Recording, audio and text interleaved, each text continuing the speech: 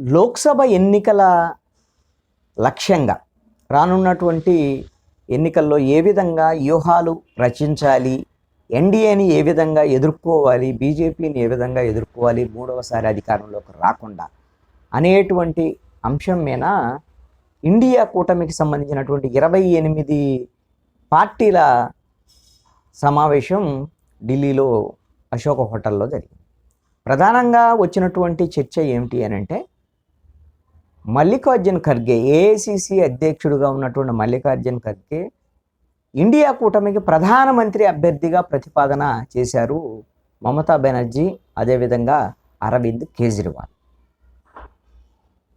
ఖర్గేజీ మీరే ప్రధానమంత్రి అభ్యర్థిగా ఉండండి ఇండియా కూటమి తరపున అనేటువంటి ప్రతిపాదన చేశారు. మల్లికార్జున్ ఖర్గే ఇది ఎన్నికల తర్వాత మనము గెలిచిన అనంతరము ప్రధానమంత్రి అభ్యర్థి ఎవరు ఏంటి అనేటువంటిది తేల్చుకుందాం అనేటువంటి అంశాన్ని ఆయన సున్నితంగా చెప్పినటువంటి పరిస్థితి ఉంది.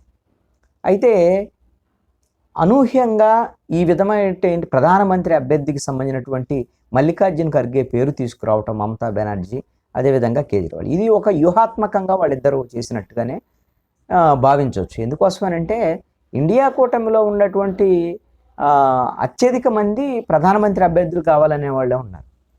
కాంగ్రెస్ పార్టీకే ఎందుకు ఇవ్వాలి, మనం ఎందుకు ప్రధానమంత్రి కాకూడదని మమతా బెనర్జీ, కేజ్రీవాల్, నితీష్ కుమారు, అదేవిధంగా లల్లూ ప్రసాద్ యాదవ్,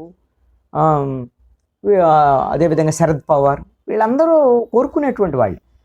మరి అనూహ్యంగా ఎందుకు మమతా బెనర్జీ ప్రతిపాదన చేశారు అంటే, ఒక రకంగా ప్రధానమంత్రి అభ్యర్థిగా గాంధీ కుటుంబం నుంచి ఎవరో ప్రతిపాదన రాకుండా చేయటం, రాహుల్ గాంధీ ప్రధానమంత్రి అభ్యర్థిగా ఎక్స్పోజ్ కాకుండా ఇండియా కూటమి తరపున ఒక వ్యూహాత్మకంగా మమతా బెనర్జీ, కేజ్రీవాల్ ఖర్గేని తెర మీదకు తీసుకొచ్చినట్టుగానే భావించవచ్చు. రాహుల్ గాంధీ భారత్ జోడో యాత్ర తర్వాత మంచి ప్రతిపక్ష నేతగా ఫేమ్లోకి వచ్చారు. ఆయన మీద వ్యాఖ్యలు చేశారు ప్రధానమంత్రి మీద అనేటువంటి దాని మీద. ఆయన పార్లమెంట్ సభ్యత్వం రద్దు, ఆయన్ని పార్లమెంట్ నుంచి బయటికి పంపించడం, ఆయన ఉన్నటువంటి నివాసం ఖాళీ చేయించడం, ఇవన్నిటి నేపథ్యంలో నరేంద్ర మోడీ ప్రభుత్వం యొక్క ఈ కక్ష సాధింపు చర్యలు, ఆ విషయంలో రాహుల్ గాంధీ దృఢంగా వ్యవహరించినటువంటి తీరు, ఇవన్నీ కూడా దేశవ్యాప్తంగా కొంత రాహుల్ గాంధీకి పేరు తెచ్చిపెట్టింది. భారత్ జోడో యాత్ర కూడా కన్యాకుమారి నుంచి కాశ్మీర్ వరకు ఆయన భారత్ జోడో యాత్ర ద్వారాగా కూడా కొంత మంచి లీడర్గా ఎమర్జీ కావటానికి కూడా అవకాశం ఏర్పడింది. ఆ తర్వాత ఇప్పుడు రేపు ఇండియా కూటమి అధికారంలోకి వస్తే బలమైనటువంటి ప్రధానమంత్రి అభ్యర్థిగా రాహుల్ గాంధీ ఉంటారు అనేటువంటిది కూడా ఒక దశలో చూస్తున్నటువంటి నేపథ్యంలో ఈ రాహుల్ గాంధీని సైడ్ ట్రాక్ చేయడం కోసం ఖర్గే అంశాన్ని ప్రతిపాదన చేసినట్టుగా కనపడుతోంది. అయితే ఖర్గే దళిత సామాజిక వర్గానికి సంబంధించినటువంటి నేత, కర్ణాటక నుంచి అత్యధిక సార్లు 13 సార్లు వరకు ఆయన పార్లమెంట్కి ఎన్నిక కావటము, సీనియర్ పొలిటీషియన్, ఇవన్నీ కూడా కొంత కాంగ్రెస్ పార్టీకి కలిసి వచ్చేటువంటి అంశాలు. అలాగా ఒకవేళ గాంధీయేతర కుటుంబానికి గన ఎవరైనా ప్రధానమంత్రికి ఇవ్వాలి అని అంటే అది గాంధీ కుటుంబం ప్రతిపాదన చేయాలి, నామినేట్ చేయాలి. ఇప్పుడు గతంలో మన్మోహన్ సింగ్ యూపీఏ 1, యూపీఏ 2లో మన్మోహన్ సింగ్కి ప్రధానమంత్రి ఇచ్చారు. ఎవరు ప్రతిపాదించారు? సోనియా గాంధీ ప్రతిపాదించి సోనియా గాంధీ మన్మోహన్ సింగ్ని ప్రధానమంత్రి సీట్లో కూర్చోబెట్టారు అనేటువంటి అంశం కదా. అంటే సోనియా గాంధీ త్యాగం చేశారు అని. ఇప్పుడు ఒకవేళ మల్లికార్జున ఖర్గే ప్రతిపాదన చేయాలంటే రాహుల్ గాంధీయే రేపు పొద్దున ఎన్నికల తర్వాత మా తరపున సీనియర్ నేత అయినటువంటి మల్లికార్జున ఖర్గే ప్రధానమంత్రిగా ఉంటారు అనేటువంటి ప్రతిపాదన రాహుల్ గాంధీ చేస్తే అప్పుడు గాంధీ కుటుంబానికి రాహుల్ గాంధీ ఇమేజ్ ఇంకా పెరగడానికి ఒక రకంగా అవకాశం ఉంది. ఆ అవకాశం కూడా లేకుండా మరి మమతా బెనర్జీ, కేజ్రీవాల్ ఒక పక్కా ప్రణాళికతో చేశారు. ఈ సమావేశంలో ప్రధానంగా ఏంటంటే నితీష్ కుమార్ 2 సార్లు బీహార్ ముఖ్యమంత్రిగా చేశారు. ఇప్పుడు ఆర్జేడీతో కలిసి బీహార్లో ఆయన ఉన్నారు. ఈ నేపథ్యంలో ఇండియా కూటమి రేపు పొద్దున అధికారంలోకి వస్తే తాను ప్రధానమంత్రి కావాలని కోరుకుంటున్నారు. లాలూ ప్రసాద్ యాదవ్ చివరి దశలో ఉన్నారు. ఆయన కూడా ముఖ్యమంత్రి కావాలని బలంగా కోరుకుంటున్నారు. శరద్ పవార్ మనసులో అయితే ప్రధానమంత్రి అభ్యర్థి కావాలని ఉంటుంది.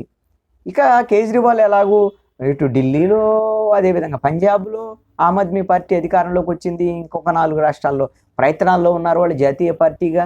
మరి కేజ్రీవాల్ కూడా ప్రధానమంత్రి కావాలని కోరుకుంటారు, మమతా బెనర్జీ కూడా. అందుకనే మమతా బెనర్జీ ఒక కీలకమైనటువంటి ప్రతిపాదన చేశారు. రేపు జరిగేటువంటి లోక్సభ ఎన్నికల సందర్భంగా ఎవరు ఎలా వ్యవహరించాలి మన ఇండియా కూటమికి సంబంధించినటువంటి అనేటువంటి అంశాలు. ఎందుకంటే మొన్న జరిగినటువంటి 5 రాష్ట్రాల ఎన్నికల్లో సఖ్యత లేదు ఇండియా కూటమి సభ్య పార్టీల మధ్య అనేటువంటిది. అదేవిధంగా కాంగ్రెస్ పార్టీ వీళ్ళు మిత్రుల్ని సరిగ్గా కలుపుకొని వెళ్ళలేదు. అటు పశ్చిమ బెంగాల్లో కానివ్వండి, మధ్యప్రదేశ్ ఇది మన మధ్యప్రదేశ్లో గొడవలు ఉన్నాయి. అదేవిధంగా తెలంగాణకు సంబంధించినటువంటి దాంట్లో కూడా సిపిఎంని కలుపుకొని వెళ్ళలేదు. ఛత్తీస్గఢ్లో కూడా ఇలాంటి సమస్య ఉంది. ఈ విధమైనటువంటి ఆరోపణలు వచ్చి దాంతో కొంత అంతర్గతంగా విభేదాలు వచ్చి అఖిలేష్ యాదవ్ కొంత వ్యాఖ్యలు చేయడం, ఇవన్నీ కూడా కమల్నాథ్ గురించి వచ్చినటువంటి అంశాలు. ఈ నేపథ్యంలో మమతా బెనర్జీ ఒక ప్రతిపాదన చేశారు.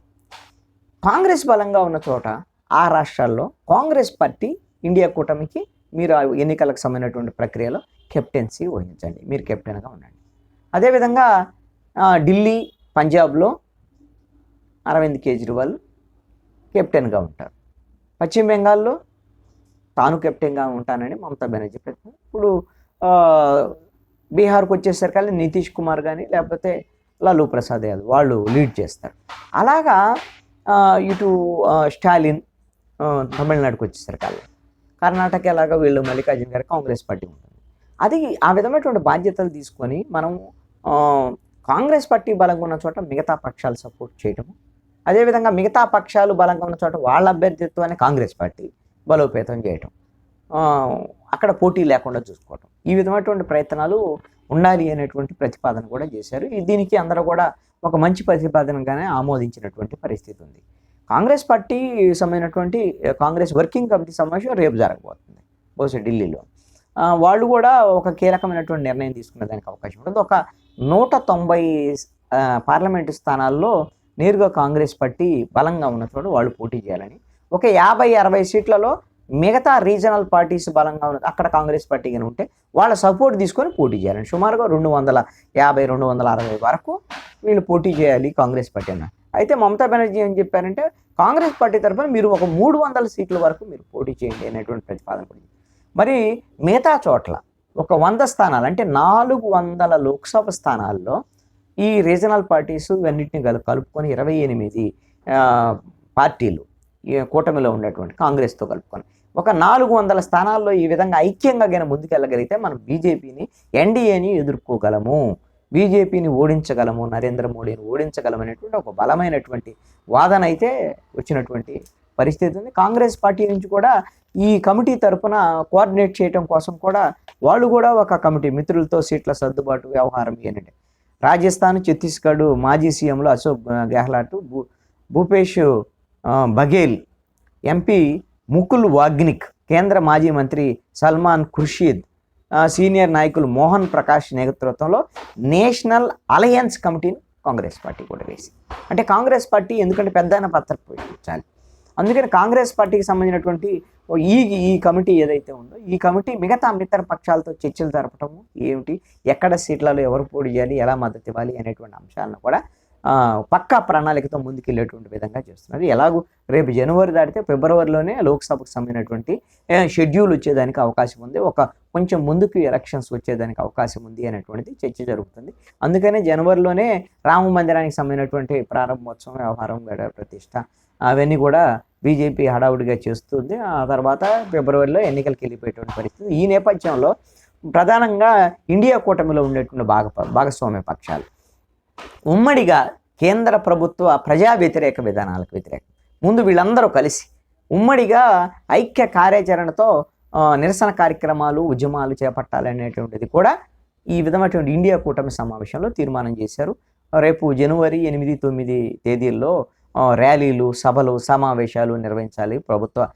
ఎన్డీఏ ప్రభుత్వ ప్రజా వ్యతిరేక విధానాల మీద, నరేంద్ర మోడీ నిరంకుశ పాలనకు వ్యతిరేకంగా అనేటువంటి దాని మీద, అదేవిధంగా ఇప్పుడు పార్లమెంటు మీద మొన్న జరిగినటువంటి దాడిని ప్రశ్నించినందుకు ఇండియా కూటమికి సంబంధించినటువంటి 151 మంది ఎంపీలని పార్లమెంట్ నుంచి సస్పెండ్ చేయటం అనేటువంటిది, దీని మీద కూడా ఉమ్మడిగా కలిసి పోరాటం చేయాలి అనేటువంటి దాని మీద ఇది ప్రజలకి తెలియజేయాలి, దేశ ప్రజలందరికీ కూడా.